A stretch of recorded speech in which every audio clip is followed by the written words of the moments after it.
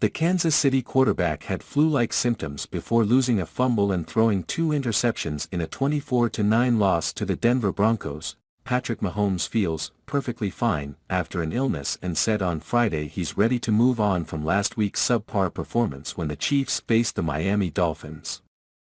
The Kansas City quarterback had flu-like symptoms before losing a fumble and throwing 2 interceptions in a 24-9 loss to the Denver Broncos. "I'm feeling perfectly fine," Mahomes said Friday at a news conference after the defending Super Bowl champions landed in Frankfurt and held a practice.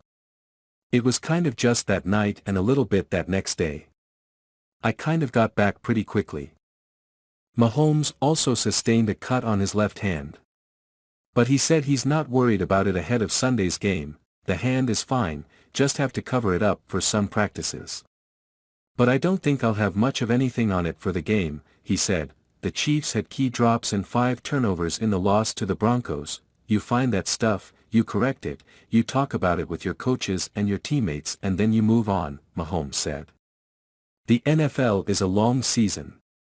That stuff happens." Running back Clyde Edwards-Helaire did not make the trip because of an illness. Chiefs coach Andy Reid said they have done the Friday arrival. The Dolphins came to Frankfurt on Tuesday to get acclimated, twice before and won both games.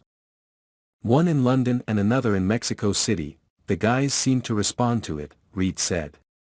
"Every team is different in how they go about it." Tight end Travis Kelce wasn't worried about jet lag. "We're ready to roll anytime, anywhere, whether it's in the parking lot, whether it's on some nice grass or a mud field, we don't care," he said. Sunday will be a European debut for Mahomes, whose only other international game was in 2019 when the Chiefs beat the Chargers 24-17 at Estadio Azteca in Mexico City.